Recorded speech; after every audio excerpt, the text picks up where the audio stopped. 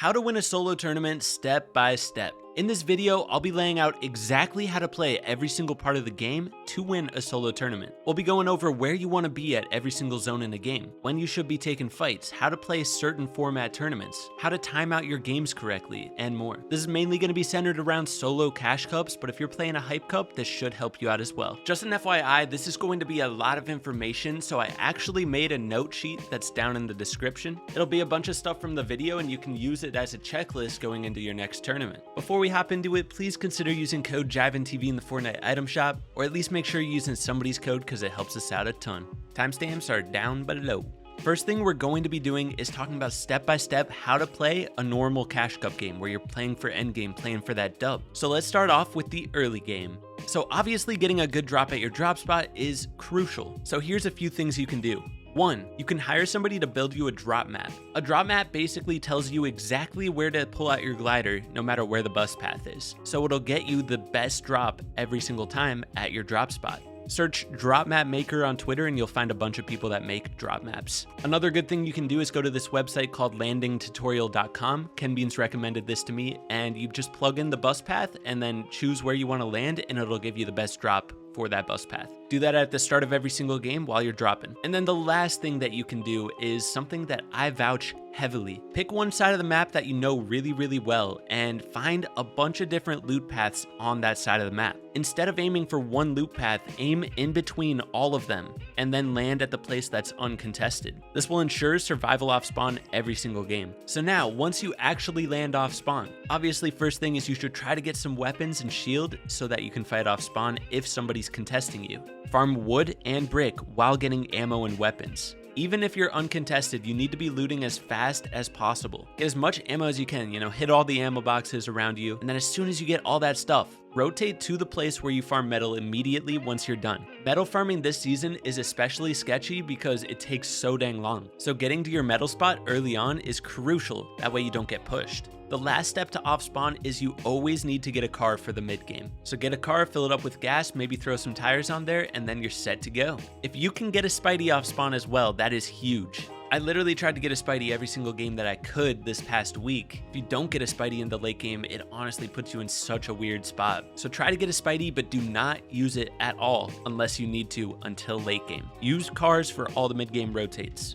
So for the first zone, you want a car all the way to the dead side of zone. If it pulls far to the north, the dead side is going to be that far north side. If it pulls far to the east, it's that far east side. Doing this will not only put you in a better position to avoid W keyers, it will also put you in a better position to rotate to the center of the second zone as soon as it opens. Usually if the first zone pulls far in one direction, the second zone is going to do the exact same thing. The third zone is where it becomes very unpredictable, so getting to the center of the second zone as soon as possible will give you the best chance of pulling the third zone. And then similarly, once that third zone opens, you want to get to the center of that zone as soon as possible and try to get somewhere a little bit elevated. At that point, you don't really need the car anymore. You can box it up if you want to. Just make sure people can't spray it because you don't want that thing to blow up on you. Now, if you're trying to play safe in the mid game and you see somebody just running in your direction and they look like a psycho, try to apply some pressure to them before they get too close to you. If they keep pushing towards you while you're spraying at them, they're probably going to try to fight you and you can decide whether to dip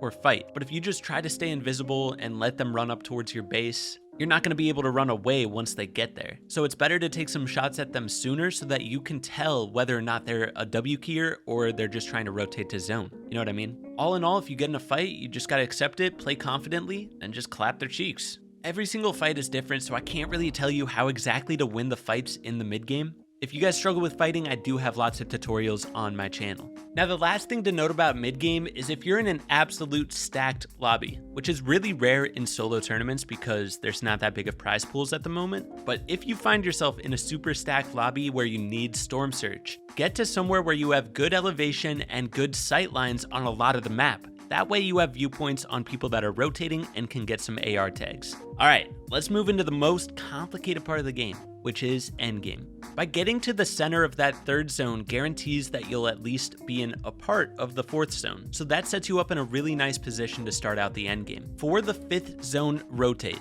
If it pulls max distance, a lot of people have absolutely no idea how to rotate this. Here's a little checklist of things to look for when rotating your 5th zone. First off, be patient. You don't need to immediately rotate, you can take your time a little bit. Just don't wait until last second unless you know for a fact that somebody around you is going to launch pad. Like if you're on the absolute hot side of zone and there's like 20 people around you, chances are somebody's going to launch pad if it's a max pull zone. But yeah, be patient, and now here's a couple things to look for. Scout for ways to break the line of sight of the people that are already in zone. If you can break the line of sight between you and them, that means they won't have any angle to shoot you and they won't even know that you're rotating. So that'll give you the freest rotate by foot possible. A few ways to break the line of sight is one, via mountains. If you get behind a mountain, there's literally no way they can shoot you. And then another good way is using old builds or buildings. Another good way to rotate a max pull half and half zone is by car. Only thing is, you gotta be ready to get out immediately because you can get fried, especially if you're driving straight towards enemy builds. Oftentimes, using a car for just a part of the rotate is the best strat. And now the last thing, which is going to take some time to get used to, is rotating in a way so that you only have to block off one side while rotating the half and half zone.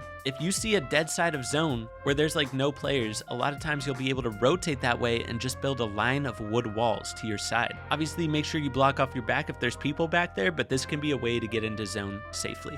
Okay, so that's a little 5th zone checklist that I know a lot of you guys needed. Let's move on to moving zones. I'm kind of just going to be giving you a checklist of things to remember in each of the moving zones. So the first moving zone, you want to try to not get trapped on back edge of zone. This is especially important for the first moving zone because it moves so dang fast. Staying ahead is key, and if you have a Spidey, it's literally the freest thing ever. You can just Spidey to zone, base up, Spidey to zone again, boom, your first zone rotate is done. But if you don't have any movement, it is crucial to keep on moving unless you need to heal real quick. If you need to get a refresh on the moving zone, a good way to get them is to try to key forward. What this means is look for fights ahead of you. If you see somebody get cracked ahead of you on your rotate, they're going to be pausing to try to pop some heals. So you can tunnel over to them while they're healing and look to get in or claim a sidewall and take some shots. This is a really good strategy because you can keep on moving to zone while also getting refreshes on the way. Look for fries on people that are rotating really poorly because if you get a crack, you can push that. The one time you probably don't want to go after it is if you're too close to the back edge of zone. I would say you need to at least be halfway ahead of the moving zone to be able to push a player on the first moving. Another thing is try to stay out of the center of the moving zone. What this means is try to get to one of the edges. If you're all the way in the center, you're going to have danger on every single side of you. So on my moving zone rotates, I try to identify which side of the moving zone has less players, and I rotate in that direction to try to get to that dead side of the zone. Something you should always look for at the start of every single moving zone is whether or not it goes up a mountain. If you can train yourself to look for that ahead of time before every single rotate, you will survive a lot more moving zones. One more thing to note about the first moving zone is that high ground is oftentimes going to get griefed. And by oftentimes, I mean like 90 to 95% of the time. So holding height from first moving zone is going to be really tough. Not impossible, but tough. So now the second moving zone. Pretty much every single thing we just talked about is the same. Playing on one side of the zone is going to be the best. W keying forward, just like we talked about, still good. The only differences are high ground is now a lot more valuable. If you can get a big refresh in the middle of the second moving zone where you have like 700 mats, instantly start looking at high ground. At this point in the game, high ground is very holdable, especially if you have that kind of materials. So look to spray up at them and then crank some retakes and just build fight them. Once you get it, just start spraying at everybody below you. And from there, the game is pretty straightforward. But you're not always going to be able to get high ground. The next most valuable thing you can do is start playing for low ground. If you can get either high ground or low ground by the third moving zone, you're going to be in a really good spot.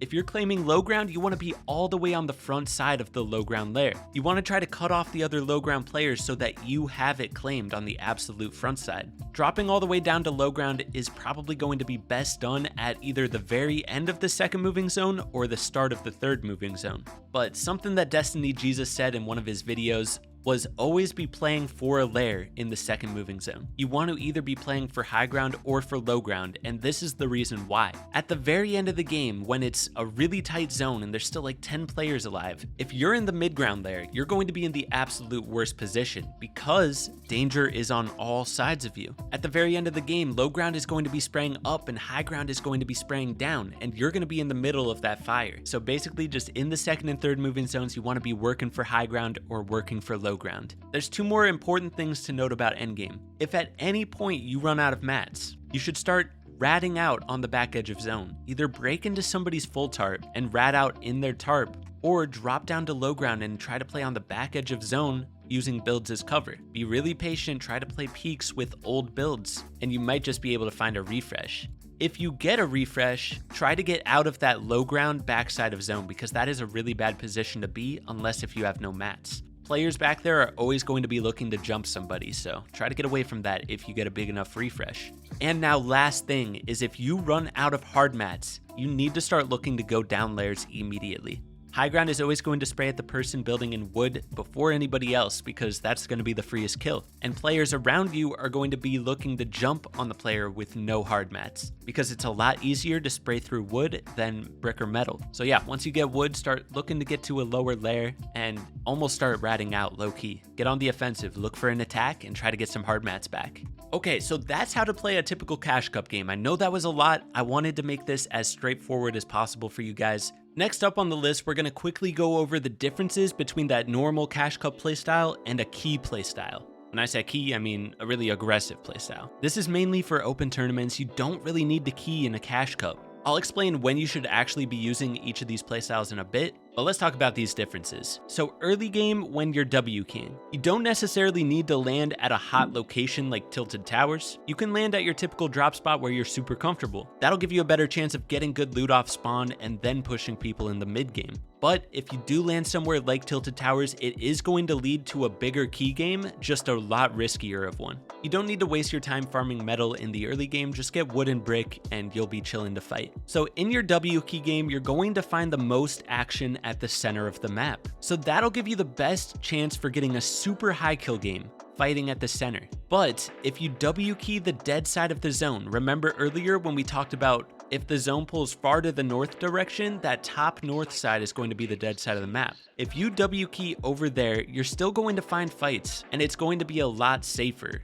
The reason is, if you fight over there, there will not be as many third parties. So you have the choice between either rotating far to the north and fighting on that dead side of zone and getting a medium high kill win, or you can rotate to the center of the map where you'll get a ton of action. It'll just be a lot riskier there. Now lastly, if you're W keying in the endgame, and when I say endgame in this situation, I'm talking like third zone or later. If you're W keying then, you should really focus on your positioning in your fights. You need to make sure that you're not putting yourself between the player that you're fighting and all the players based up. You want to make sure that you position yourself on the opposite side of the person you're fighting so that they get lobby focused and you do not. So when you're pushing up to a fight in late game, scout where all the players are around you and position yourself on the opposite side of the person you're fighting so that he gets sprayed at and you just are there to help finish him off, you know? At a certain point, you can decide to either stop W keying if there's too many players based up around you, or if it's a super dead lobby, maybe you want to W key the whole thing. It's totally up to you. You kind of need to gauge the level of the players in your lobby. If they're really just not as good as you, then maybe you just keep keying. Anyways, now we're going to talk about when you should actually use the W key playstyle versus the safer playstyle, like we talked about at the start. To figure out this, you need to understand the format of the tournament you're playing. There are open tournaments and champs only tournaments. The champs only ones, you need to qualify to play into it by getting to champs in arena. Those types of tournaments are going to be the type of tournament that you don't necessarily need to W key. This is the solo Cash Cups. You don't need to get a huge pop-off game at the start to do well in the Cash Cup. If you can get a 5 to 10 kill win your first game of the solo Cash Cup, you're going to be in an insane position to start out the tourney. If you're one of the world's best W keyers, by all means W key the solo Cash Cup. But if you're like me and you consider yourself a really good fighter, just not at Days level or Clix's level, then I would recommend playing smart. Maybe take 1 or 2 mid-game fights until you get Spideys, but once you have that winning loot, play safe the rest of the game. if you're playing an open tournament like a solo hype cup or a solo skin cup. Those are the type of tournaments that I would recommend W keying your first lobby very aggressively. And some people even choose to W key every single lobby. After that first one, you may want to play safe if you did really well in your first game. That is up to you to decide. But usually those skin cups are very, very placement heavy, so if you want to do the best, you got to clutch up placement points for the rest of your games. Now, something that a lot of people wonder about solo cash cups is, should you W key if you're doing really bad in the tourney? My personal opinion is no, you don't need to get a crazy pop-off game to come back in the tourney. All you need is like 3 good games to do well. My recent solo cash cup, I literally did bad all of my games except for 2 of them. I got 2 dubs and I almost qualified. If you can have a solid starting game and then just play consistent throughout, that'll get you a top 100 in the tourney. And you only need to get top 100 to make it to the finals. You don't need to get like first place. It doesn't do anything different for you. You just got to clutch up that top 100, and all you got to do that, play consistent. Last part of this video, I want to talk about timing your games. For the most part, you just want to be trying to survive to endgame every single game. Save as many games as possible so that you have some to spare at the end. You'll notice that a lot of the players that qualify to the finals have extra games under their belt. That's a-okay, you don't need to W key your games away if you have extras. The ideal situation for you is that you get into a game with 30 minutes left in the tourney. The reason that is perfect is if you get to the very end of that game, you'll finish that game just in time to get into another one, and that'll be your final game to determine if you qualify or not. The only time I recommend W keying some of your last games is if you're in the lobby and you're queuing into a game and you have like 20 minutes left. The reason it's okay to key then is because you're not going to have time to finish that game and get into another one. So if you have like 4 games left and you have 20 minutes left in the tourney, go ahead and key 2 games and then play one out full. But if you can manage to get into a game with 30 minutes left, even if you have 3 extra games, it doesn't matter. Play that game out safely and then get into another one after that. That's how you go about timing your games, because if you can play a game to its fullest, that's going to get you the most points possible. Anyways, guys, that's the end of this video. I hope it helped you guys out. Feel free to drop video ideas in the comments. Be sure to like the comments that you want to see. Don't forget to hit that like button, sub if you're new, use code JivanTV, and I'll catch you guys in the next one. Peace.